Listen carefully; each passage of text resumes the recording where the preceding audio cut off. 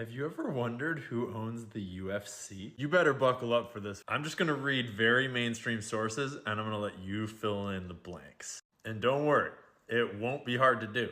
So in case we're not clear, we're talking about the UFC, the biggest mixed martial arts fighting promotion in the world. They're owned by TKO Group Holdings, which is owned by Endeavor Group Holdings. And the CEO of TKO Group is Ari Emanuel. And he is also the CEO of Endeavor, the bigger company, along with Patrick Whitesell, the executive chairman. But I guess his name is probably pronounced Ari Emanuel because it's Jewish, not Mexican.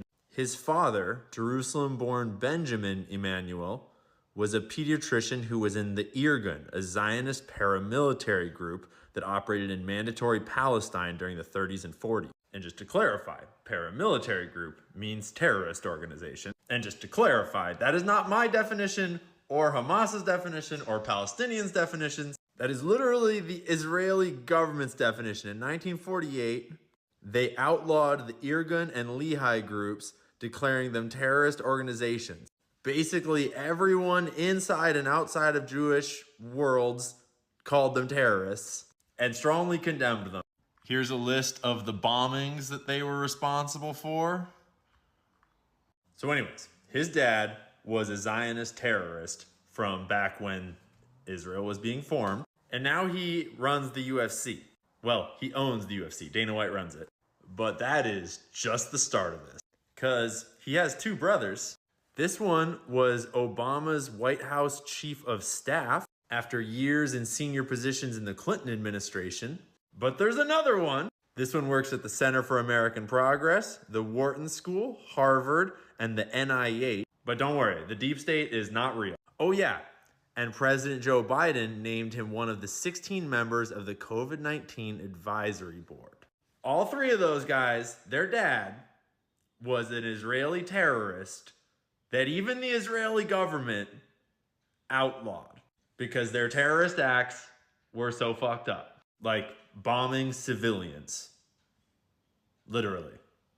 But wait, there's more. Because both Ari and his buddy Patrick, who are in charge of that other whole organization in charge of the UFC, they are also both in charge of IMG. They are co-CEOs. IMG is like a sports and media company. They have a whole entertainment and modeling division, including Miss Teen USA, Miss Universe. What does that remind me of? Yeah, you remember Epstein's pimp, Jean-Luc Brunel, who hung himself right before Epstein was all coming out? He allegedly procured more than 1,000 women and girls for Epstein. One of IMG's top representatives described him as a coked out misogynistic pig from day one. Whew! Thank goodness. I'm glad that IMG is not involved with Jeffrey Epstein. Oh, except for this article where a bunch of survivors told their stories, and this one said that she worked for IMG. She told IMG what he was doing to her over in France or wherever she was, and IMG was like, oh, that's cool, whatever, no problem. And then they continued to send girls to him. Yeah, so IMG worked with him. And IMG doesn't just do modeling. No. Here is all the sports leagues and events that they work with. There's the UFC.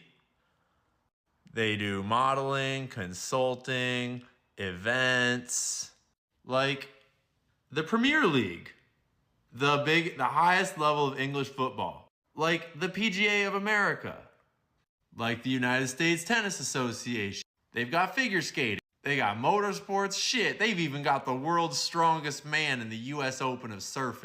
Are you getting the picture yet?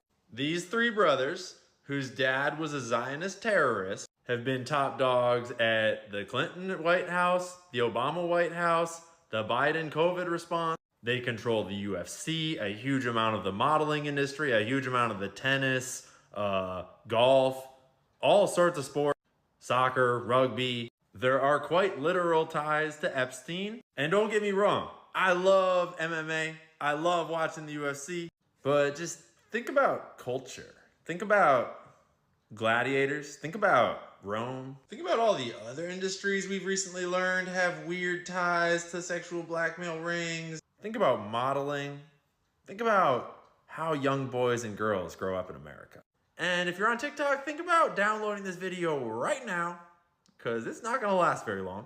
And when it goes away, you can find it on the other platforms. Yeah, so that's who owns the UFC.